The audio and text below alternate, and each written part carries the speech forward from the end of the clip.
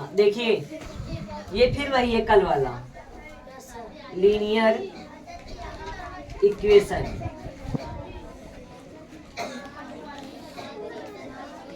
Linear equation यानी कि रैखिक समीकरण।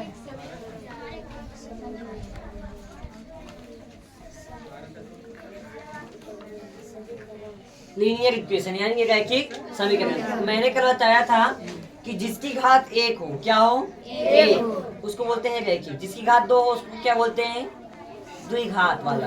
ठीक, यानी कि वो बहुपद में चला जाएगा। ठीक, वो समीकरण, वो भी समीकरण होगा, लेकिन ये रैखिक वाला है जिसकी घात एक सिर्फ हो, उसके अलावा कुछ नहीं हो। समझ में आया। चर, इसमें देखिए ये चर है, क्या है, चर। एक्स वाई जेड जो होता है ये सब क्या होते हैं, चर होते हैं। और ये जो कांस्टेंट होता है, जो नंबर होता है, वो क्या होता है, अचर होता है। ठीक, तो इसमें हमको क्या करना है, कुछ नहीं करना है कि एक चर इधर है, दूसरे वाला चर इधर है, तो उन दोनों को एक साथ मिला देना है। फिर एक चर, एक अक्षर यहाँ पे है, दूसरे वाला यहाँ पे है, इन दोनों को एक साथ कर लेना है, बस और कुछ नहीं करना होता है। लेकिन जब किसी अक्षर को या अक्षर को जब उधर से या इधर से लेके आते हैं, इधर से उधर लेके जाएं, चाहे उधर से इधर लेके आए, उसका साइन क्या होता है, चेंज हो जाता है। समझ में आ गया कि नहीं, उसका साइन क्या होता है, चेंज हो जाता है। या कोई चर अचर ले जाते हैं उधर, या उधर से इधर लेके आते हैं, तो वो भी चेंज हो जाता है उसका साइन। समझ में आया। चलिए हम माइनस जेड को क्या करेंगे, हम इधर ले आएंगे।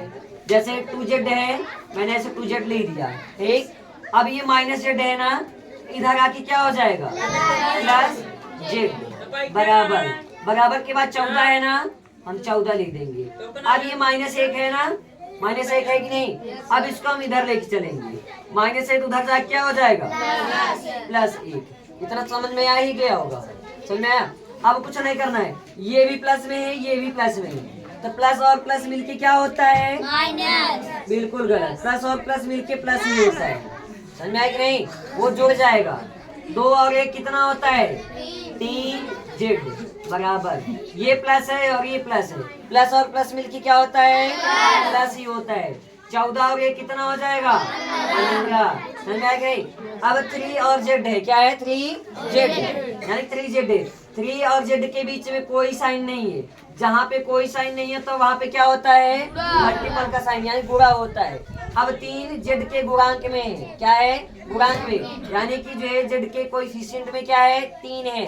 जब उधर हम लेके जाएंगे क्या हो जाएगा, भाग में, क्या हो जाएगा, भाग में। मैंने बताया कि कोई जो संख्या इधर से उधर जाती है तो उसका साइन चेंज होता है, तो जो है ये जो संख्या है गुणा में है तो उधर जाके क्या हो जाएगी, भाग में। भाग का मतलब क्या होता है, बटा। समझ में आया कि नहीं। अब 3 का भाग हम किस में दे देंगे, 5 15 में। 3 का भाग जब हम 15 में देंगे कितना मिल जाएगा, 5। जेड की वैल्यू कितनी हो गई, 5। यही हो गया आंसर। समझ में आया कि नहीं, आया समझ में। देखिए इसमें 16x, 3x को इधर लेके आएंगे, 3x के आगे प्लस है, इधर आके क्या हो गया, -3x इज इक्वल टू -8। ये 16 माइनस में उधर आके क्या हो गया, +16। समझ में आया। चलिए 16 के आगे प्लस बांटे, 3 के आगे माइनस, प्लस और माइनस क्या होता है, प्लस और माइनस बराबर क्या होता है, यानी कि इन दोनों घटा लेंगे, क्या कर लेंगे, घटा लेंगे। 16 में 3 का 13 x बराबर, ये माइनस है ये प्लस है, माइनस और प्लस क्या होता है, माइनस। इसको भी घटा लेंगे, इसको भी क्या कर देंगे, घटा देंगे। 16 में से 8 का 8, बड़ी संख्या प्लस में ही रहने देते हैं। इसमें भी बड़ी संख्या प्लस में थी, ये प्लस में ही है। समझ में आया। x के गुणांक में 13 है, उधर आएगा तो क्या हो जाएगा, भाग में, बस कर लो।